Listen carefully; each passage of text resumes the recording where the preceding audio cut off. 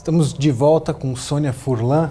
Sônia, nesses 30 anos de casamento, 28 mais ou menos, vocês estavam envolvidos na política, não é isso? Com certeza, com certeza. E ele antes até de me conhecer, né? Porque quando eu o conheci, ele já era, né, vereador, presidente da Câmara. Eu brinco com ele, né? Eu falo, se eu soubesse que ia ser assim, eu não sei se a gente tinha se casado. Ele falou assim, é verdade, porque não se tinha consciência, né, do que isso ia exigir, né? E como é que você conseguiu conciliar toda essa atividade que você vem desenvolvendo com a criação de 3 filhos? Ai, não sei.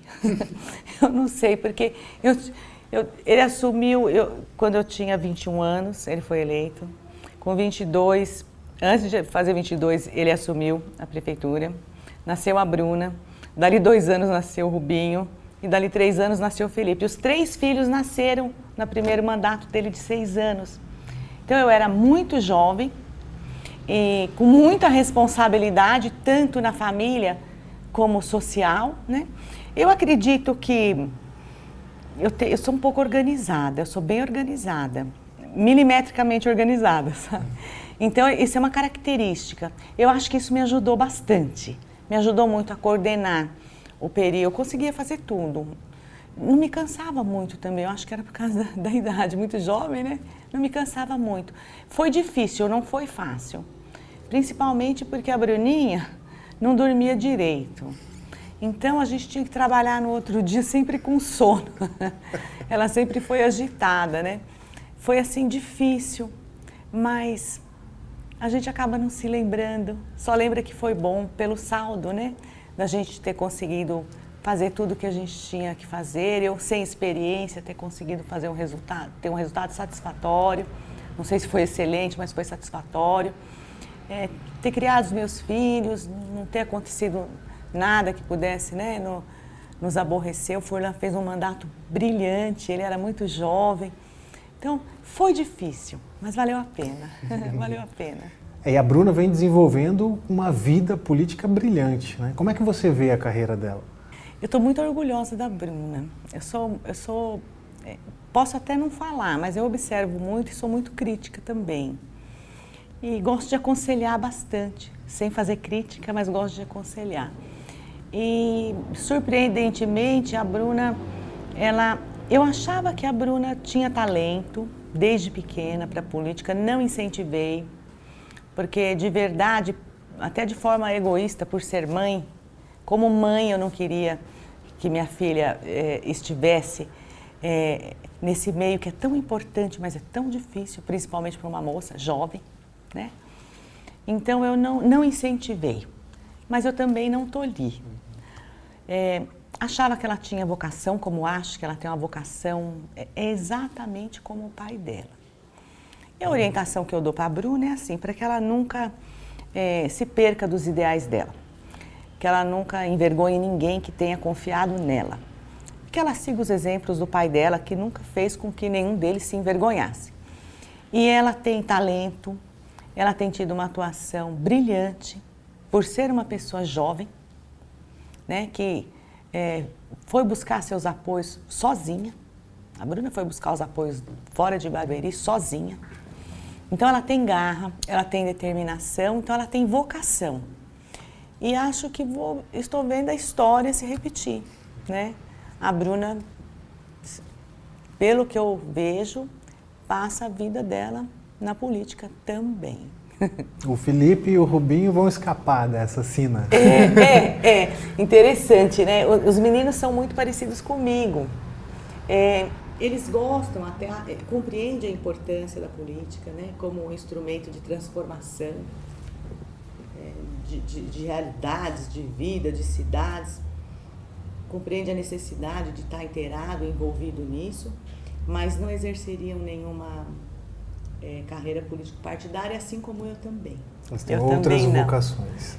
Eu acho que a gente tem que bem localizar, principalmente nessa área, viu, de política, né? A Bruna sempre fala uma coisa que eu ensinei para ela. O político deve ser político por vocação e não por profissão. Não por profissão. Eu estou nesse meio há 30 anos, mas eu não me sinto em condições, nem me sentiria de ser política. de estar disputando uma eleição, porque esta não é a minha vocação. É uma atividade difícil, muito séria, de muita responsabilidade. Então você precisa ter essa vocação para conseguir cumprir tudo que você tem que cumprir, né? Vocês conversam bastante em família? Você tem ideia de como os seus filhos veem a sua atuação aqui em Barueri? Eu procurei sempre envolver meus filhos nas ações sociais, sempre. Nós tivemos a oportunidade de socorrer uma cidade no Vale do Jequitinhonha, meus filhos foram comigo, a Bruna já estava em Brasília, não foi possível. Então, desde pequenos, eles sempre estiveram presentes em ações de solidariedade. E eu acho que isso eu não posso dizer se eu aprendi, isso era comum na minha família, né?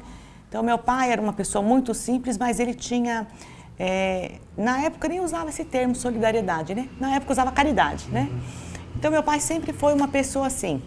E nós aprendemos a dividir aquilo que nós tínhamos, e não era muito. Então, aquilo para mim era algo normal. E para os meus filhos se tornou normal também. Então, de modo que todos três têm essa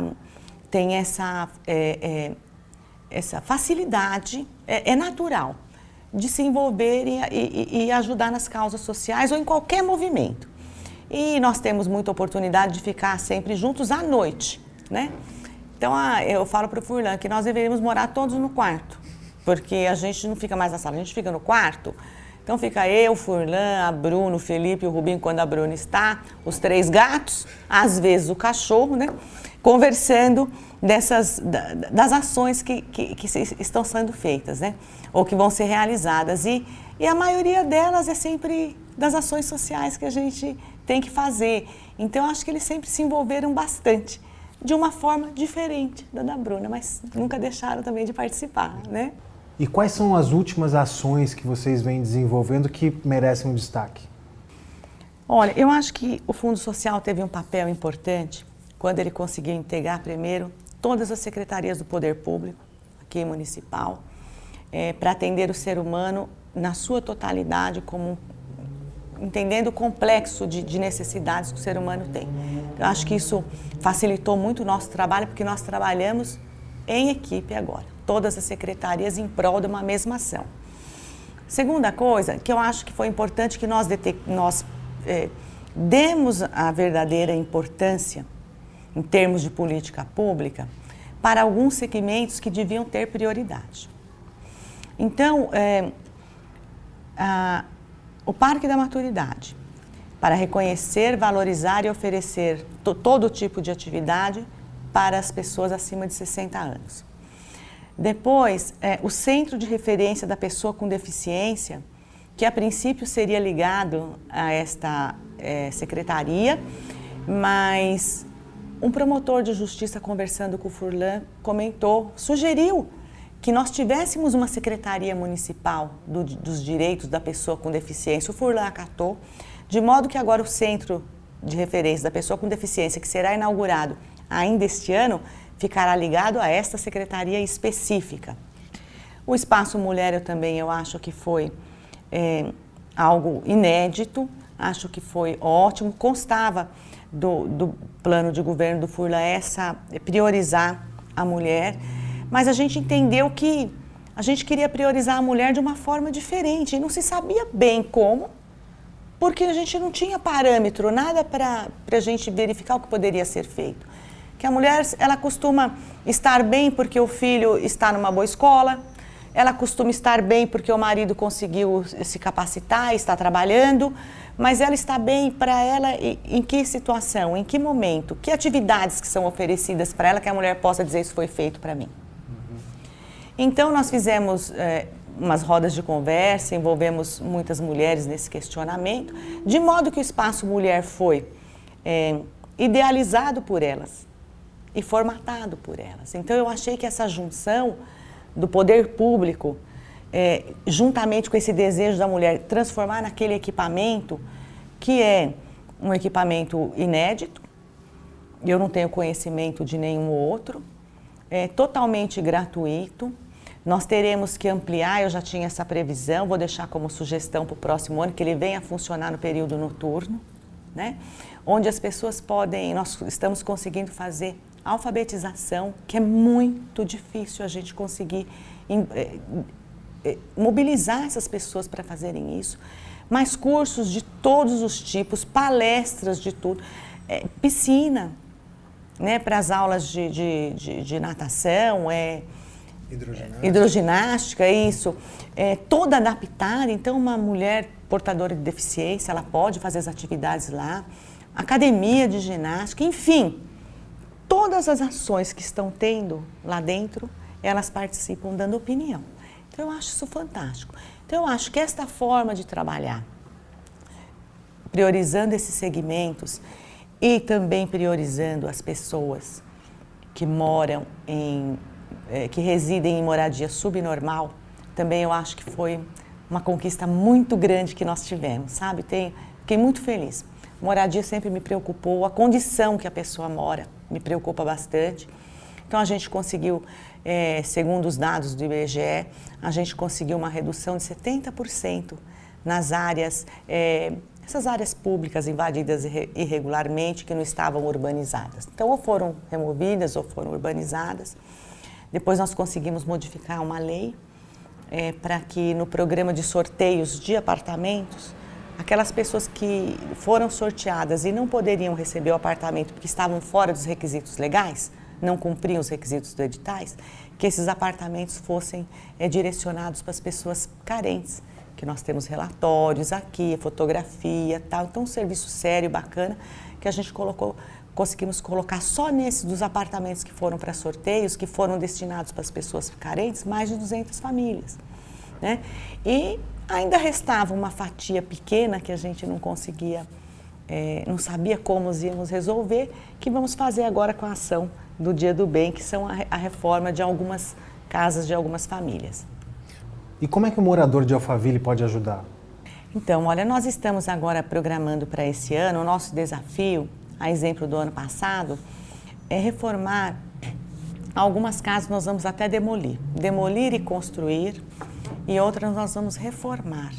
São famílias que moram em situações subnormais, de situação subnormal, vocês vão ver pela fotografia, pelo trabalho que o engenheiro fez. Então, nós vamos fazer uma ação, já fizemos algumas, nós já temos, do que nós tínhamos do ano passado, com algumas ações que nós já fizemos para arrecadar fundos, já temos R$42 mil, não é, para ajudar essas famílias. Então, são 9 casas que nós vamos ajudar, são 9 famílias, todas muito carentes, algumas delas são idosos, outras pessoas com deficiência que não conseguem nem sair da casa pela falta de uma escada correta, todas com renda muito baixa. Então, essa é a nossa ação deste ano. Então, nós estamos precisando, nós já conseguimos, eram 11 casas, né? Uma já foi feita pela urgência, uma empresa construtora Itaqui nos ajudou, construiu a casa desse senhor. Uma foi para os gincaneiros, de modo que nós temos 9 casas. Mais 2 já foram assumidas por 2 outras construtoras, né? Então, nós temos 7 casas. Eu acredito que a gente consegue, com os moradores, com os apoiadores, nós temos pelo telefone 4199-2810, a Central do Bem, Sala do Milênio, as pessoas podem ver que tipo de material que nós estamos necessitando. São materiais de construção básicos e também mão de obra qualificada, né? Então, a gente está pedindo aí essa colaboração para que a gente possa, no final do ano, no Natal, entregar essas residências para essas famílias. Muito bem, então fica aí o convite para o morador de Alphaville, para o nosso público, colaborar com as ações desenvolvidas pelo Fundo Social. Sônia, eu quero te agradecer muitíssimo por essa entrevista. Quero te parabenizar, tanto pelo seu trabalho, quanto pela sua história de vida. Obrigada. E te desejar muito sucesso daqui para frente. Obrigada, e sucesso para você também, viu? Que agora é novo aqui na TV Alphaville, agora nesse programa. Sucesso para você também, viu? Obrigada. O TJ Entrevista de hoje fica por aqui. Uma boa noite. A gente se vê na segunda-feira.